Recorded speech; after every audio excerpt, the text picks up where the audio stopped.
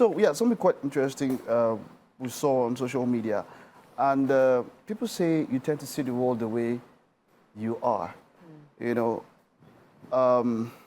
well, for me, the world can be blank. And at times, some experiences you have color the world for you. But I would always say that something happened to you is definitely not the way everyone is. You can't say, oh, I mean, I tell people about generalizations. Like you go, oh, you think that all Igbo people should have, you know, that pecuniary knowledge. And then you think that, oh, all Hausa people should be this way. Or, oh, if you are from Calabar, are you a woman? Then, oh, you are all of that. But I would just say that as you go on through whatever experience, it is hard, but this story will let you understand why some people behave the way they are.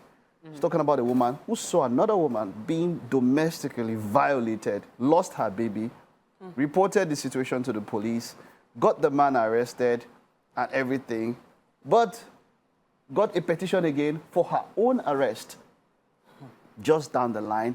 And if she didn't have receipts that this man was violating this woman domestically, she would probably have been in trouble herself. And so the part that is the most one is that she said, something she said, humans are terrible. So now a situation to somebody who is helpful, has she now made a decision that no matter what she sees anywhere, she will look away. And then, you know, we talk about a lot of times about how things are happening and people are just walking past. Yeah, and you wonder why. You wonder why. You don't know what they've heard, what they've read, or what they've experienced that made them, or that's making them react that way. Things like this. So, in the end, you have a situation where I believe they were married, the husband and wife, right? Having a domestic, not just a dispute, but she was being beaten. And someone, like a Good Samaritan is literally passing by and decides to help, you know, and suddenly, you know, they say no good deed goes unpunished.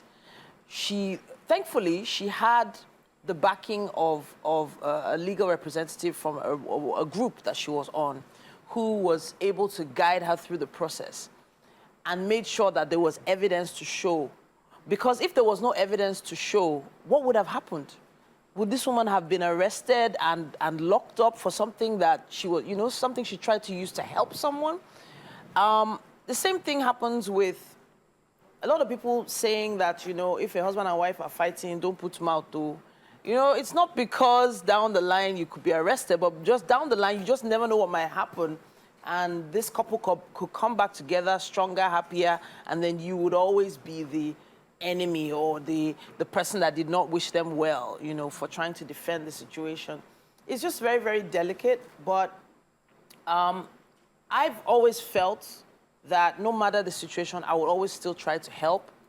But, you know, God forbid I ever find myself in a situation like that. I don't know what could happen. I don't know how my mind would change, you know? Mary? Whether your mind changes or not, the reality is when somebody needs help, it's always good to come to the person's aid. However, I've always believed that as you are helping the person, you need to use sense. In everything we do, wisdom is very important. There's a reason why in certain countries, when such a thing happens, what do? You call the police and you take a step back, or you make sure you get them legal help if you know the woman cannot afford it. The thing with us Nigerians is we are very caring, and so we go the extra mile. We literally hold the person by the hand to try to get the person out of the situation. When it comes to marital issues, that doesn't help in many cases. Not even just marital issues, in several kind of relationships. Even family issues, yes. Yeah. So it's always good to apply wisdom. There's no crime in helping, but I believe she has learned a lesson or two. See, in this kind of situation, we hear every day of women dying due to domestic violence. TV channels are always busy with one, report on the other, somebody calling for help. However, when you look through it, you would realize that many of these people return to their abusive homes. They claim they don't have a choice, they don't have this, or who go marry me after 6 children, or, you know, stuff like that. And I find it really painful. Some of them, you would say, can't you go back to your family house? Some of them, the family members are calling them We want you alive, but they say they no agree. This is who they want to be with. The man is sorry. The man is always sorry until they are 6 feet under. That's the honest truth. You can provide help. Help people as much as you can. But this is a lesson for you. Whatever help you're doing, whatever action you're taking, make it a point of duty to have receipts. Receipts meaning have proof that you are not the one who is pushing for things. And do your best to restrain yourself. We have a serious problem with restraints in Nigeria and many places around the world too. Serious problem with restraint. It's just like I want to help you now. I want to hold you till we enter the office. And now my sister be this. Why can't you just send the person there? You say they will not help the person well. But that's the Nigerian thing. Until they see you physically, they will not step up. It's been an endearing character of Nigerians, even all over the world. You know, They are known for that. We're known very for warm, that. very caring, You go know, the extra mile. Exactly. But I feel like once you make up your mind that you're not doing it again, you're like the same way some people don't give beggars money on the road because of what they've seen And heard and experienced.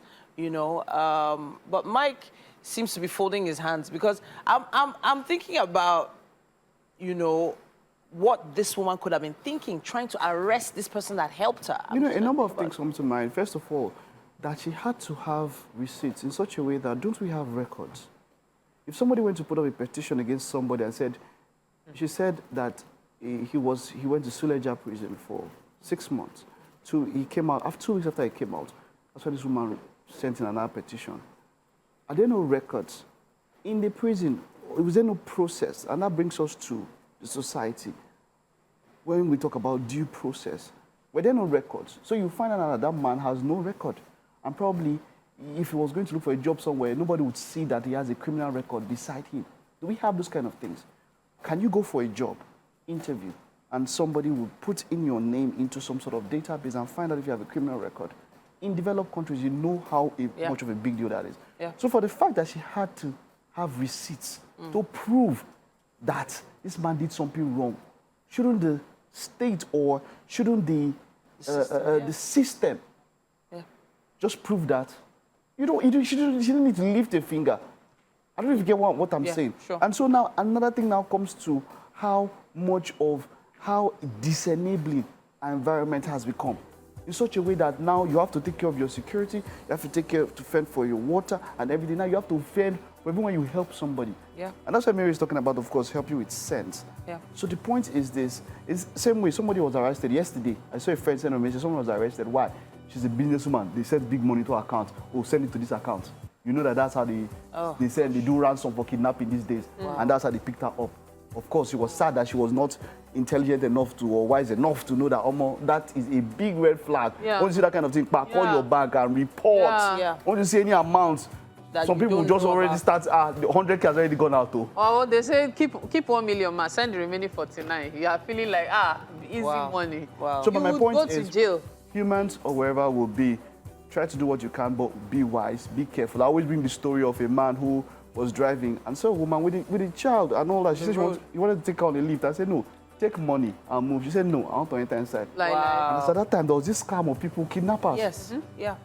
So, and then people just decided, let me not help. Scream. You don't carry me, I don't know, Amo. Well, just be very careful, that's it. Wisdom is needed these days. It is needed. We're going to wrap it up. At this point.